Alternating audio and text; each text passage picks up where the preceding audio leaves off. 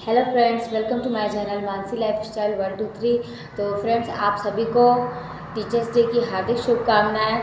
मैं बोलना चाहूँगी उन बहुओं को भी टीचर्स डे की हार्दिक शुभकामनाएं जिनकी सासू माँ कहती हैं कि ये मेरे बेटे को सिखा रही है।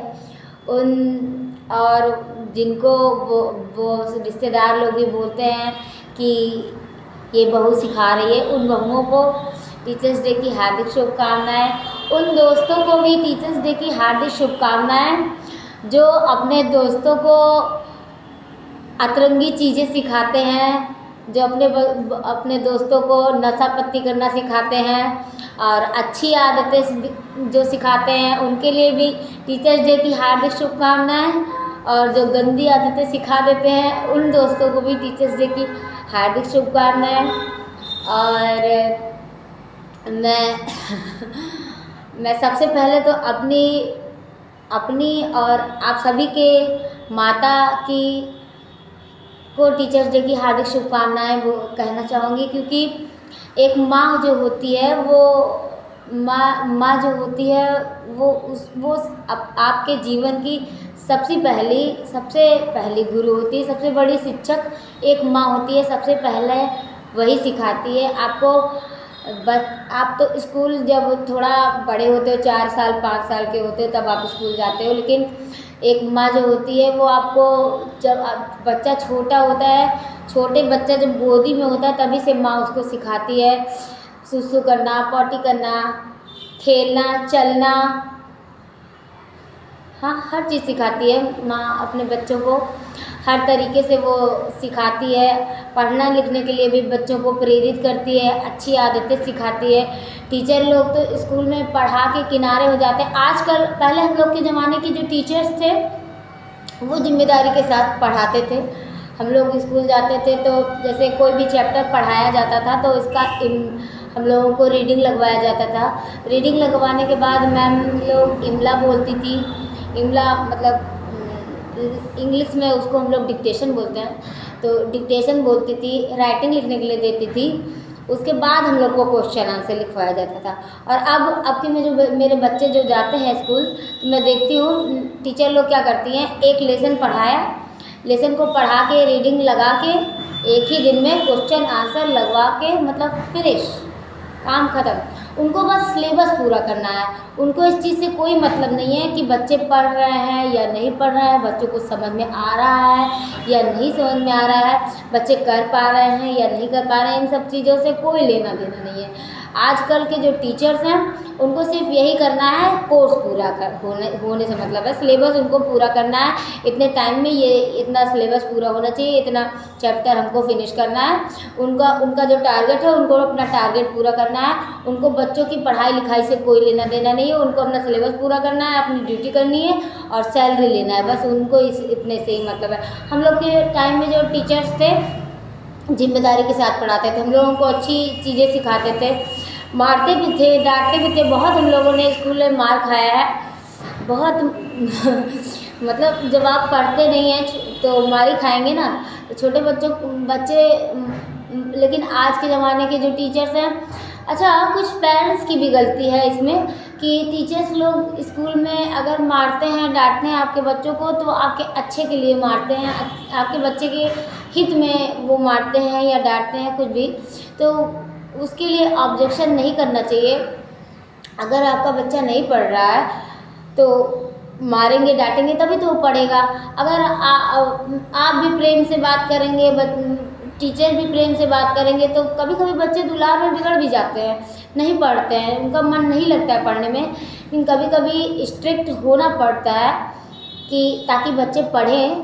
तो बच्चों को पढ़ाने के लिए थोड़ा बहुत स्ट्रिक्ट होना ज़रूरी है, तभी बच्चे पढ़ते हैं। तो मैं कहना चाहती हूँ कि हम लोग जब पढ़ने जाते थे तो टीचर्स लोग जो होते थे बहुत स्ट्रिक्ट होते थे। हम लोग पढ़ के नहीं जाते थे, अगर डिक्टेशन बोला जाता था, गलत हो जाता था डिक्टेशन, तो उसके लिए भी मार पड़ती थी। रीडिंग नहीं लगा पाते थे तभी मार पड़ती थी। रोज़ रीडिंग लगाओ, घर जाके रीडिंग लगाओ। मतलब स्कूल में मैम रीडिंग लगवाती थी, उसके बाद कहती थी इसको घर पे जाके रीडिंग लगाना। लेकिन अभी भी बच्चों को कह देती है मैम कि घर से रीडिंग लगवा के आना। स्कूल में रीडिंग नहीं लगवाती हैं। स्कूल में देखिए इतने सारे बच्चे हैं तो सब बच्चों से रीडिंग नहीं लगवाएंगी, लेकिन हाँ हम लोग के ज़माने में भी सब बच्चों से रीडिंग नहीं लगवा पाती थी मैम। लेकिन जैसे मैम का टर्न होता था, जैसे आज एक चैप्टर पढ़ाया गया है तो इतने सारे बच्चे हैं तो 2 4 5 बच्चों से 10 बच्चों से एक एक पैराग्राफ पढ़वाया जाता था। ये नहीं कि एक ही पेज सारा बच्चा एक ही लेसन पढ़ डाले, ऐसा नहीं होता था। 4 4 एक एक पैराग्राफ हर बच्चे पढ़ते थे। कई सारे पैराग्राफ होते हैं एक लेसन में कि कुछ बच्चों को 2 ही 3 लाइन पढ़वा दिए थे, 2 2 4 4 लाइन करके एक एक पैराग्राफ करके मैम रीडिंग ज़रूर लगवाती थी सब बच्चों से। और जो बच्चे छूट जाते थे उनको अगला चैप्टर जब पढ़ाती थी तो उन बच्चों को रीडिंग लगाने के लिए बोलती थी। लेकिन मैम जो होती थी जिम्मेदारी के साथ पढ़ाती थी। और जिन बच्चों को क्वेश्चन नहीं समझ में आता था, जैसे मैथ का ही हो गया, आजकल मैं अपने बच्चे को देखती हूँ, मेरी बिटिया है वो पढ़ने जाती है तो मैम लोग क्या करती है जल्दी जल्दी क्वेश्चन करवा देती। जैसे एक क्या बोलते हैं एक एक्सरसाइज होती है एक चैप्टर में, कम से कम 8 10 एक्सरसाइज होती है एक चैप्टर में। जैसे चैप्टर 1 हो गया तो 1 का ABCDEF जितना भी हो तो 5 6 क्या कहते हैं एक्सरसाइज होती है एक चैप्टर में। तो एक एक्सरसाइज में जो होता है वो उस एक एक्सरसाइज में भी 5 6 तरह के क्वेश्चन होते हैं। और एक क्वेश्चन में मतलब 1 2 3 4 करके दिया गया रहता है और उसमें भी 5 6 या 7 8 10 ऐसे क्वेश्चन होते हैं। तो उन क्वेश्चन को सॉल्व करना रहता है। तो मैम क्या करती है एक एक्सरसाइज एक दिन में 1 2 एक्सरसाइज पढ़ा देती है। अब बच्चे को वो समझ में आया या नहीं आया उनको उससे कोई लेना देना नहीं है। कॉपी चेक करेंगी, कॉपी में बस टिक लगा दिया, मतलब सही का ऐसे टिक लगा दिया। उनको इस चीज़ से कोई लेना देना नहीं है कि बच्चा गलत लिखा। अरे आप देखो तो बच्चा जो गलत लिखा है उस पर आप गोला बना दो या उसको सही कर दो पेन से, या बच्चे को नीचे आप लिख दीजिए कि मतलब करेक्ट करो, improve your hand writing, improve your writing, कुछ भी आप लिखिए, इम्प्रूव योर स्पेलिंग, कुछ भी आप लिखिए। हिंदी में या तो आप लिख दीजिए कि अपना स्पेलिंग को सही करिए, कुछ भी आप लिखिए। लेकिन आप जो गलत को आप सही कर देते हैं ये काम बहुत गलत है। तो मैं उन टीचर्स से कहना चाहूँगी कि आप लोग इस बच्चों को पढ़ा रहे हैं, आप माँ बाप जो होते हैं वो अपने बच्चों को स्कूल भेजते हैं ये सोच के कि टीचर लोग अच्छे से पढ़ाएंगे। अभी जितना बच्चे स्कूल में पढ़ रहा है उससे ज़्यादा मैं अपने घर में पढ़ा सकती हूँ, उससे ज़्यादा ही मैं पढ़ाती हूँ। लेकिन मैं स्कूल भेज रही हूँ। स्कूल क्यों भेज रहे हैं हम लोग? जब हमको खुद ही पढ़ाना है तो हम लोग खुद ही ना पढ़ा ले अपने बच्चों को। स्कूल क्यों भेजते हैं? स्कूल इसीलिए भेजते हैं ना कि बच्चे पढ़ें थोड़ा सा उनको। लेकिन आजकल का जो स्कूल हो गया है वो सिर्फ डिग्री के लिए। अभी हम लोगों के ज़माने में जब हम लोग पढ़ते थे तो हम लोगों को कोचिंग की ज़रूरत नहीं पड़ती थी। लेकिन अभी मेरी छोटी बिटिया है वो उसको कोचिंग की ज़रूरत पड़ रही है। 5th 6th के बच्चों को कोचिंग की ज़रूरत पड़ रही है। हम लोग 10th में जब पहुँचे तब हम लोग कोचिंग जाना स्टार्ट किए 10th में, और वो भी तब गए जब पेपर आने वाला था, कुछ चीज़ें नहीं समझ में आ रही थी, तब हम लोग कोचिंग गए, वो भी 1 2 महीने के लिए। 11th में 12th में मैं कोचिंग गई, लेकिन हाई स्कूल में हम लोग कोचिंग नहीं गए।